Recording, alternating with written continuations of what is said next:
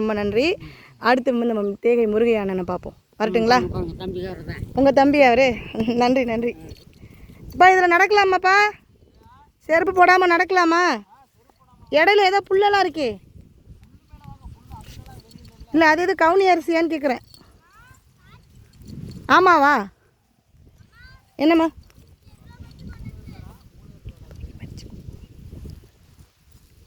அவங்கள்ட்ட கேட்டுட்டு பறிச்சுக்குங்க. இந்த அங்கே ஒன்று இருக்கான், கண்டுபிடிச்சிட்டு அழுக. அவர் பேர் என்ன? குட்டி பையன் பேர் ஆனந்த். இல்லை ஆனந்த், ஆதியா. ஐயா என்ன பண்ணிகிட்டு இருக்கீங்க? அம்மா நாங்கள் விவசாயம் பண்ணுறோம்மா. ஆமாம், விவசாயம் பண்ணுறீங்களா?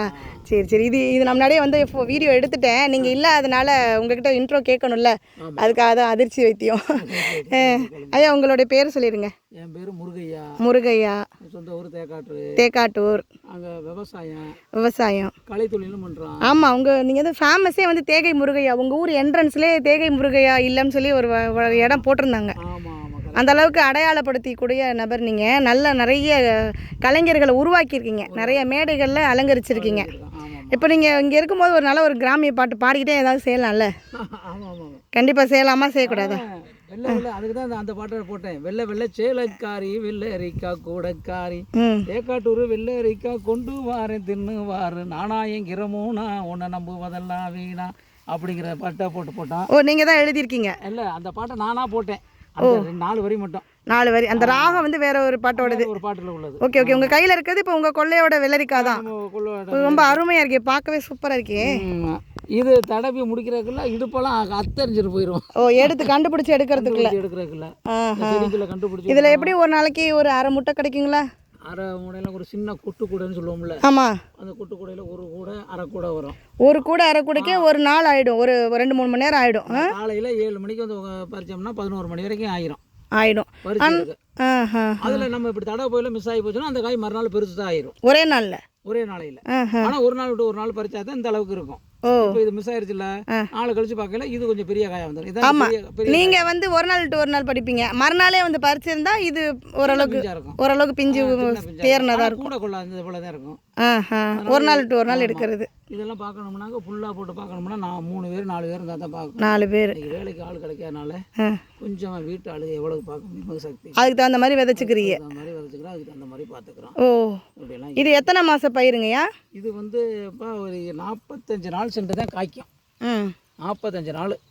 ஃபஸ்ட்டு நம்ம குழி வெட்டி அதில் குப்பையில் போட்டு அது மேலே மண்ணை போட்டு அது மேலே விதையை போட்டு கையாலே தண்ணி எடுத்து ஊற்றணும். வேற இருந்துடாம. இல்லை, விதை மிதந்து போயிடும். அந்த விதை உள்ளே இருந்து முளைச்சி வரதுக்கு 4 நாள் ஆகும். 5 நாள் அப்புறம் மறுக்கு ஒரு தண்ணி, அப்புறம் அது கொஞ்சம் பெருசாக வரதுக்கு அதுக்கு ஒரு தண்ணி, அப்புறம் அந்த கண்ணு இடையில பில்லு முளைக்குமா அதெல்லாம் கிளறி விட்டு அதுக்கடுத்து அதுக்கு தேவையான சத்தான உரங்களை தான் வெள்ளரிக்க வைப்போம். இயற்கை உரங்கள் தான் போடுவீங்க. வைப்போம். ஆட்டுச்சாணி மாட்டுச்சாணி குப்பை கோலம் என்னென்ன இருக்குது அதில் இந்த இயற்கை உரங்களை பூரா அள்ளியாந்து வைப்போம். கொஞ்சம் காம்ப்ளெக்ஸ் இதெல்லாம் கொஞ்சம் சேர்த்துக்குருவோம். ஆமாம், அது கொஞ்சம் போல இதுக்காக சேர்த்துக்குருவோம். கண்ணு எடுக்கலனா இப்போ எடுத்துருச்சு அந்த கண்ணு நல்லா இருக்கா, இதுக்கு சேர்க்க மாட்டீங்க. ஏன்னா தம்பிகிட்ட கேட்டேன், இது ஃபுல்லாக இயற்கை தான் சொன்னேன். ஏன்னா நம்ம கொண்டே கொடுக்குறோம், மக்கள் கழுவாமலும் பஸ்ஸில் ஏறி உட்காந்தவங்க அப்படியே சாப்பிட்டுட்டு போவாங்க. இதை வந்து இப்போ கழுவாமல் கூட சாப்பிடலாம், நான் கூட சாப்பிடுவேன். ஆமாம், ஏன்னா இதுக்கு உரம் போடலை. அதான் மருந்து அடிக்காமல் வர்றதுனால இது கொஞ்சம் சந்தோஷமாக இருக்கும். ஆமாம், இது ஏன்னா பூச்சிக்கொல்லி மருந்தெல்லாம் போடாதனாலையும் கூட ரொம்ப ஆரோக்கியமான உணவு. இது ரொம்ப ஹெர்பல்ங்க. இது சாப்பிட்டா வந்து குளிர்ச்சி, ஆரோக்கியம், வெப்பத்தை தணிக்கும், சூட்டை தணிக்கும், கல் பிரச்சனை, ஸ்டோன் இருக்குன்னு சொல்கிறாங்கன்னு அவங்களுக்கெல்லாம் ரொம்ப சிறப்பானது. சுகர், ப்ரெஷர் எல்லாத்துக்கும் இது யாருக்கும் எந்த நோய்க்கும் சாப்பிடக்கூடாது. இப்போ இது எங்கே பஸ் ஸ்டாண்டில் விற்கிதுங்களா? எவ்வளோ ரூபான்னு விற்கிறீங்க இது? பஸ் ஸ்டாண்டில் ஒரு 5 காய் 4 காய் 20 ரூபான்னு. 4 காய் 20 ரூபா. ஆனால் அங்கே வாங்குறவங்க ஒன்று சேர்த்து கொடுங்கன்னு கேட்கும்போது நம்ம கொடுக்கறதுக்கும் யோசனை. ஏன்னா இது ஒரு காயை கண்டுபிடிக்க ஒரு அரை மணி நேரம் ஆயிடுது. அதை யோசிக்க போகும்போது ஐயோ கடவுளே இன்னைக்கு என்னடா அப்படி படுத்துறாங்களே அப்படின்னு. சரி, வித்துட்டா போதும். ஒரு சின்ன பிள்ளை வந்துச்சுன்னா அதுக்கிட்ட ஒன்று எடுத்து கொடுக்குறாப்புல தான். ஒரு குழந்தை கொடுத்து தந்தாலும் ஒரு சின்ன பிச்சை எடுத்து கொடுக்குறாப்புல தான். ஒருத்தர் விவசாயிட்ட பேருமே பேச மாட்டாங்க. ஆமாம், 20 நகை சில்லறையில் பரவாயில்ல பண்ணி வச்சுக்கோங்கம்மான்னு கூட சொல்லிட்டு போவாங்க. இதை பட்டு அனுபவிக்கிறவங்களுக்கு தெரியும். இதை விவரத்தை தெரிஞ்சவங்க, விவரம் தெரியாதவங்க என்ன அப்படி அணியாமல் சொல்கிறீங்க அப்படின்னு சொல்லுவா. இனிமேல் இவங்க பறிச்சு நைட்டு 8 மணி 10 மணி. ஆமாம், இது வந்து 45 நாள் காவை காத்து அதை தினம் எப்படி செடி இருக்குதா, பூச்சியிலேருந்து எல்லா பாதுகாப்பும் கொடுத்து அதை காய் முத்தி வர நேரத்தில் பருவம் தப்பாமல் பறித்து அதையும் கொண்டுட்டு போய் அதுவும் ஒரு அரை கூட ஒரு கூட பறிக்கிறதுக்கே எப்படியும் ஒரு நாள் ஆகிடுது. ஒரு நாள் விட்டு ஒரு நாள் பறிக்கிறீங்க, விட்டு போன காயும் விற்க முடியாதுங்கிறீங்க. பெரிய காயை பெரிய கொஞ்சம் பெருசாக இருக்குன்னு வச்சுக்கோங்களேன், பெரியவனை சின்ன பிஞ்சா கொடுங்க அப்படிம்பாங்க. சின்ன பிஞ்சுனா 6-7 பிஞ்சு 10 பிஞ்சு கிட்ட வச்சாதான் அவங்களுக்கு ஒரு மனசு திருப்தியாக இருக்கும். ஆனால் 10 பிஞ்சு வைக்கல இங்கே நம்மளுக்கு கட்டுப்படி ஆகாது. நீங்கள் ஒரு நாள் விட்டு பறிச்சே இப்போ அதுக்கு இன்னொரு நாள் விட்டே பறிச்சிருக்கலான்னு தோணியிருக்கும். சரிங்க, ரொம்ப நன்றி. இப்போ நான் ஒரே ஒரு பாட்டு மட்டும் பாடிட்டு முடிச்சிருங்க. இப்போ இது இந்த வயலில் நீங்கள் விவசாயம் பண்ணுறீங்க, இது இல்லாமல் வேறு ஏதாவது யாராவது விவசாயம் பண்ண விவசாயம் பாட்டெல்லாம் இருக்கும் இல்லையா? இப்போ நீங்கள் முதல்ல வெள்ளரிக்காய் பாட்டு பண்ணீங்களே, அது மாதிரி வேறு ஏதாவது விவசாயம் சம்மந்தமான பாடல் இல்லை இயற்கை விவசாயத்தை பற்றி கூட நீங்கள் பாடலாம். ஆத்தோரமா ஏற்படுத்தி உழவு பாட்டு இதெல்லாம் பாடுறத அந்த காலத்தில் நடவுனா பெண்கள் நடவு பாட்டு பாடுவாங்க, நடவு நடும்போது பாடுவாங்க. வரப்பில் ஒருத்தர் போனாங்கன்னா கேளிக்கரை போனாங்கன்னாக்கா அவங்களுக்கு சொல்லி ஒரு பாட்டை பாடி அவங்க அது உழவு போடுவாங்க, நாற்று முடி எடுத்து போடுவாங்க, அவங்க காசு போட்டுட்டு போகணும். அது சொல்லுங்க, நாற்று முடி போடுறாங்கல்ல, அதோட அர்த்தம் என்ன? நாற்று முடி போடுறது வந்து இப்போ நடந்து போயிட்டே இருப்போம், திடீர்னு ஒரு முடியை போட்டு காசு கேட்பாங்க. நாற்று நட போயில அந்த அதை வந்து ஒரு குழந்தைய நினைப்பாங்க நாற்று முடியை. இந்த குழந்தைய நீங்கள் தூக்கி போட்டுட்டு போகக்கூடாது, அதுக்கு நீங்கள் ஏதாவது சன்மானம் கொடுத்துட்டு போகணும். கொடுத்தா நீங்கள் எடுத்துக்கணும், போட்டவங்க எடுத்துக்கணும். போட்டவங்க எடுத்துக்கணும். இப்போ ஒரு இடத்த கொஞ்சம் வெளியிலேருந்து வராங்க, ஒரு காசு பணம் உள்ளவங்க அந்த நடுறாங்களேன்ட்டு 100 ரூபாய் கூட கொடுத்துட்டு போவாங்க, 200 ரூபாய் கூட கொடுத்துட்டு போவாங்க. அதை டிவைட் பண்ணி எல்லாம் டீ காஃபி வாங்கி சாப்பிடுவாங்க, பிரிச்சுக்குவாங்க. இன்னும் இப்போ போனீங்கன்னா ரோட்டு ஓரத்துக்குள்ள உள்ள காய்கள் எல்லாம் காசை தூக்கி போட்டுட்டு சாமி முட்டையெல்லாம் போவாங்க. ஏன்னா இதுதானே நம்ம விவசாயம் வாழ்வாதாரம். இது சாயம் வெளுக்கும் சாயம், வெளுக்காத சாயம் விவசாயம். நம்ம எந்த இதை வேணாலும் நம்ம உற்பத்தி பண்ணிடலாம். ஆனால் விவசாயத்தை உற்பத்தி பண்ணாதான் நம்ம சாப்பிட முடியும். இப்போ எனக்கு நம்ம 5000 ரூபா பணம் இருந்தாலும் கூட நம்ம நெல்லை கொண்டுட்டு வர முடியுமா? முடியாது. நாற்றை கொண்டுட்டு வர முடியுமா? முடியாது. நாற்று பாவி கம்ப்யூட்டரை கொண்டு வர முடியும், இதெல்லாம் கம்ப்யூட்டரை கொண்டு வர முடியும். வயலில் தண்ணி பாய்ச்சி உழுது வரப்பு வெட்டி நாற்றெல்லாம் பாவி பாருங்க, அங்கிட்டலாம் நாற்று பாவி இருக்குது. அதுலேயும் இந்த பார்த்தேன் உங்களோட நிலம் தான் சொன்னாங்க, கவுனி போட்டிருக்கீங்க. கவுனி போட்டிருக்கோம். கவுனி வந்து சுகருக்கு ரொம்ப சிறப்பான மருந்து கவுனி அரிசி. அந்த காலத்தில் மன்னர்கள் சாப்பிட்டான்னு சொல்லுவாங்க. ஆமாம் ஆமாம். இப்போ இந்த காலத்தில் நம்ம எல்லாரும் சாப்பிட்ற அளவுக்கு ஒரு தடை செய்யப்பட்ட அரிசி மன்னர்கள் மட்டுமே சாப்பிடணும்னு சொன்னாங்க. பொதுமக்களுக்கு அந்த அரிசி கிடையாது, இது பண்ணக்கூடாதுன்னு தடை செஞ்சதை நம்ம சேனல் மூலமாக செய்கிறோம். யாருக்கு கவுனி அரிசி வேணாலும் நம்ம கொடுக்குறீங்க வந்ததுனால. ஆனால் அதிக மகசூல் கிடைக்காது. ஒரு ஏக்கருக்கு 36 மூடை 40 மூடை வேறு நெல் விளைஞ்சிச்சுன்னா இது 15 மூடை 12 மூடை தான் விளையும். ஏன்னா கம்மியாக தான் விளையும், கம்மியாக தான் போடவும் முடியும். Rate sassy. அதனால தான் மற்ற நெல்லெல்லாம் மழைக்கு தாங்கும், மழைக்கு தாங்காது. ஒரு மழை பெஞ்சு சாஞ்சுன்னா விவசாயி பாலை பெறும். அதனால பயந்துக்கிட்டு கவுனி நட்டுறதுக்கு யோசிப்பாங்க, பயப்படுவாங்க. வடிகால் இருந்தால் தான் போடலாம். வடிகால் இருந்தால் தான். சாஞ்சிருச்சுனாக்கா அது ரொம்ப வளருமா, ரொம்ப வளர்த்தியாக இருக்கும். அந்த வளர்த்தி சாஞ்சிருச்சுனாக்கா ரொம்ப கஷ்டம். அப்படிலாம் ஒரு இது என்ன கஷ்டப்படுறோம் இன்னைக்கு விவசாயம் இல்லைன்னா எது. ஆனால் நீங்கள் உங்கள் வீடுகளுக்கு நீங்கள் யூஸ் பண்ண மாட்டீங்களா? நல்லா சாப்பிடுறது. இப்போ என் வாயில் கூட கருப்பாக இருக்குமே, இப்போ தின்னுக்கிட்டு தான் நான் வந்து அள்ளி போட்டுக்கிட்டு வராமல் இருக்க மாட்டேன். வெறும் அரிசியை வாய்க்கில் அள்ளி போட்டுக்கிட்டு வயலுக்கு போவேன், திரும்பி போவேன், டவுனுக்கு சாப்பிட்டுட்டு கூட கொஞ்சம் நேரத்தில் நான் அள்ளி போட்டால் தான் என் மனசு. இல்லை வீட்டில் சமையலுக்கு காலையில் கொஞ்சம் இந்த இது பொங்கல் மாதிரி கொஞ்சமாக செஞ்சு கஞ்சி பொங்கல் அதெல்லாம் செஞ்சுக்காங்க. இந்த இப்போ இன்னைக்கு பொங்கல் வருது, கொழுக்கட்டை வைக்கிறதுக்கு இந்த அரைக்க போயாச்சு. Okay okay. அப்போ உங்கள் வீட்டில் இருக்க எல்லாருமே ஆரோக்கிய உணவை இப்போ ஃபாலோ பண்ணிட்டாங்க. பொதுமக்களும் இதே ஃபாலோ பண்ணணும்னு சொல்கிறீங்க. நான் என்ன இருந்தாலும் யாராக இருந்தாலும் வாங்கி சாப்பிடுங்க, உங்களுக்கு உடம்பு ஆரோக்கியம். உங்களை தேடி வந்தால் நீங்கள் கொடுக்குறீங்க, கொடுத்துருவோம். 5 கிலோ 10 கிலோ சிப்பமாகவும் கொடுக்குறீங்க. 1 கிலோ அவங்க சக்திக்கு தகுந்த மாதிரி. எவ்வளோங்க 1 கிலோ உங்ககிட்ட? வந்து 200 ரூபா. ஏன்னா சுத்தமானது, இது சுத்தமானது. ஏன்னா மருந்து அடிக்காதது, இயற்கை. அரைச்சிட்டு வந்து நெல் ரைஸ் மில்ல அரைச்சிட்டு வந்து திருப்பி நம்ம கையால் அதை கிளீன் பண்ணி ஒரு நெல் 2 நெல் என்னென்ன கிடக்குன்னு எடுத்து ஒரு கல் இல்லாமல் சுத்தம் பண்ணி பார்த்து தான் நம்ம கொடுக்குறோம். போனோடனே இப்போ யாருமே நாங்கள் கொடுக்குற அரிசி யோசிக்காமல் இப்போ அள்ளி வாயில் போடலாம். கல் இருக்கும் சுத்தமாக. நல்ல கருப்பு அரிசிங்களா இல்லை கொஞ்சம் ப்ரௌன் மாதிரி இருக்கும்? கருப்பரிசி, நல்ல கருப்பரிசி, சுத்தமான கருப்பரிசி. அது கொஞ்சம் நெல் வருதுன்ட்டு இன்னொரு 3 தடவை அரைப்பாங்க. 3 தடவை அரைப்போம் கொஞ்சம் பதம் மாறும், உடைச்சு விடும் ஒரு அரிசியை.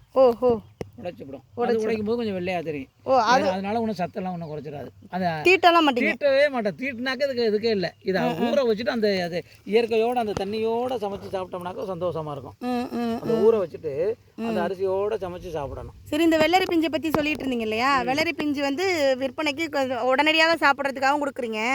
பெரிய பெரிய சூப்பர் மார்க்கெட்லலாம் இதை வந்து சமையலுக்கும் விற்கிறாங்களே. பெரிய காயை வந்து கூட்டு மாதிரி வச்சு சாப்பிட்டாங்கன்னா அவங்களுடைய அது உடம்பு கொஞ்சம் குண்டா இருக்கிறவங்க, கால் வீக்கமாக இருக்க பாருங்க, அவங்களுக்கெல்லாம் நீர் வடி.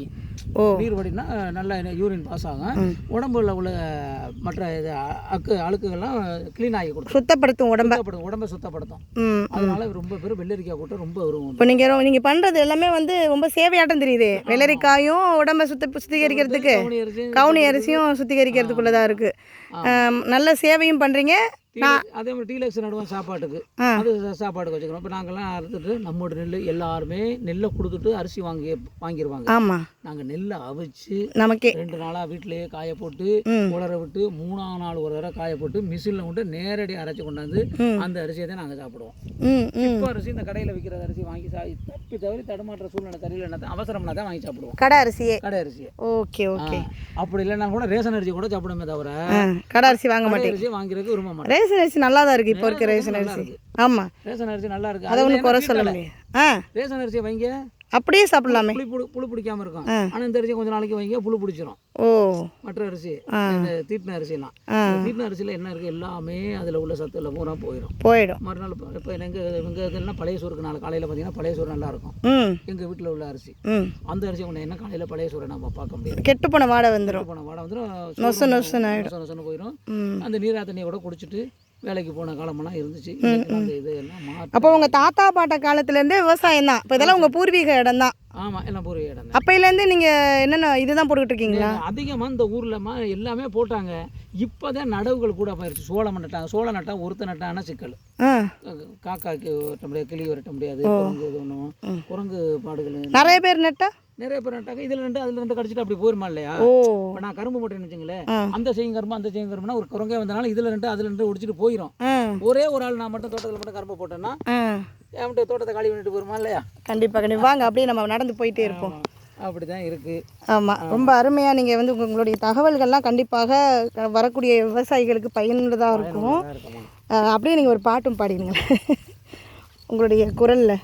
ஆத்தோரை ஏர் பிடிச்சி தன்னாலே நானே அழகு சம்பா விதைச்சு தில்லேலோ அத்தனையும் அத்தமாக அவள் இல்லாம தன்னாலே நானே அவளை மறக்க முடியலையே தில்லேலோ ஆமாரம் காட்டுக்குள்ள தன்னாலே நானே என் மேல ஆசை வச்சு பழகியதும் தில்லேலோ அத்தனையும் மறந்து விட்டா தன்னானே நானே அவளை மறக்க முடியலையே இல்லேலோ சந்தைக்கு நான் போகையிலே தன்னானே நானே சந்தைக்கு நான் போகையிலே தன்னானே நானே மை சாந்து பொட்டு என கேட்டா இல்லேலோ சந்தனத்து பூசி விட தன்னானே நானே அவளை சந்திக்கவும் முடியலையே இல்லேலோ கண்ணாலே கவி பேசி தன்னானே நானே அவள் கையாலே கோலமிட்டாள் இல்லேலோ கைவளையில் நான் போட தன்னானே நானே அந்த கடவுளுக்கும் பொருட்களையே இல்லேலோ மாரியம்மன் கோவிலிலே தன்னானே நானே மணிக்கணக்கா காத்திருந்தேன் இல்லேலோ மாமல் மகள் என்னை மறந்து தன்னானே நானே அவள் மாற்றானுக்கு மாலையிட்டா இல்லேலோ ஆத்தோரை ஏர் பிடிச்சி தன்னானே நானே நான் அழகு சம்பா விதைச்சு இல்லேலோ அத்தனையும் மறந்து போட்டா தன்னானே நானே அவளை மறக்க முடியலையே இல்லேலோ அவளை மறக்க முடியலையே இல்லேலோ அவளை மறக்க முடியலையே இல்லேலோ. சூப்பர் சூப்பர், அருமையான பாட்டு. இது நீங்கள் வந்து யாருக்காக எழுதினீங்கன்னு எனக்கு தெரியல. புஷ்பன குப்புசாமி ஐயா பாட்டு, அவங்க பாட்டை நீங்கள் எடுத்து பாடிருக்கீங்களா? அந்த பாட்டு எனக்கு ரொம்ப பிடிக்கும். எல்லா மேடையிலையும் இந்த அப்போ உங்களுக்கு இந்த அனுபவம் இருக்கா? அந்த அந்த பாட்டை ஒவ்வொரு ஊரில் கலப்பை வம்பட்டியெல்லாம் கொடுத்துருவாங்க. அதெல்லாம் வச்சு அந்த மேடையில் ட்ராமா மாதிரி நிகழ்ச்சியே நடத்திடுவோம். விவசாயத்துக்கு வர்ற மாதிரி. இல்லை நீங்கள் பாடும்போது இடையில நான் மறித்து அந்த பாட்டு கேட்கணும்னு நினச்சேன். ஏன்னா அத்தை மக உங்களை ஏமாற்றிட்டு போயிட்டாங்களான்னு. அப்புறம் தான் கடைசியில் அது பாட்டு வந்து கல்யாணம் பண்ணிட்டாங்கன்னு சொல்லும்போது அது கேட்கக்கூடாது இல்லையா? அதுவும் இன்னொருத்தர் பாட்டு வேறு. ஆனால் உங்களை ரசித்து இந்த அளவுக்கு பாடியிருக்கீங்கன்னா உங்களுக்கு ஏதோ ஒரு தாக்கம் இருக்குது. ஐயா புஷ்பன குப்புசாமி பாட்டு ரொம்ப விரும்பி பாடுவேன். சரிங்க. ரொம்ப நன்றிங்கய்யா. உங்களுடைய அனுபவத்தை சொல்லிவிட்டு உங்களுடைய பாட்டும் பாடினதுக்கு ரொம்ப மகிழ்ச்சி. செவிக்கும் கொஞ்சம் நல்ல விருந்து கொடுத்துருக்கீங்க. இந்த மக்களுக்கு நல்ல ஒரு சேவையும் செஞ்சிட்ருக்கீங்க. இந்த மண்ணுக்கும் மக்களுக்குமான சேவைகளை தொடர்ந்து செய்யுங்க. இது வந்து ஆண்டாண்டு காலமும் இந்த புண்ணியம் உங்களுக்கு சேரும். கலை வந்து நடக்கிற வரைக்கும் நடக்கும். இயற்கை விவசாயம் வந்து நடந்துக்கிட்டே தான் இருக்கும். கண்டிப்பாக முடியாது. இப்போ கொரோனா வந்த நேரத்தில் கூட கலை உலகம் நடக்கலை. ஆனால் விவசாயம் நடந்துக்கிட்டு இருந்துச்சு. விவசாயிகள் வாழ்ந்துக்கிட்டு தான் இருந்தோம். ஆமாம். நீங்கள் உங்களுக்கு அப்புறமும் உங்கள் பிள்ளைங்களுக்கும் எங்களை அப்புறமே ஒரு எந்த வகையிலாம் செஞ்சு தான் ஆனோம். அவசியம் இதை கைவிட்டுறாமல் இயற்கை விவசாயத்தை வழிதொட்டு செஞ்சுட்டு வாங்கய்யா. நம்ம உணவு தர விவசாயம் இல்லை. அவசியம். ரொம்ப நன்றிங்க. மண்மனம் சேனலுக்கு ஒரு நன்றி சொல்லிடுங்க. மண்மனம் சேனலுக்கு ரொம்ப நன்றி. ஆமாம், எல்லாருக்கும் சப்ஸ்கிரைப் பண்ணிவிடுங்க. இந்த வீடியோ பார்க்குறவங்கெல்லாம் இயற்கை விவசாயத்தை வழிதொட்டு போகிறவங்கெல்லாம் கண்டிப்பாக ஐயாவுக்கு அந்த நம்பரை நான் போட்டு விட்றேன். ஐயாவோட நம்பருக்கு தொடர்பு கொண்டு உங்களுக்கு தேவையான சந்தேகங்களை கேட்டுக்கோங்க. அவங்களுடைய கலை நிகழ்ச்சிகள் உங்களுக்கு தேவைன்னா கூட நீங்கள் புக் பண்ணிக்கலாம். நன்றி. வணக்கம்.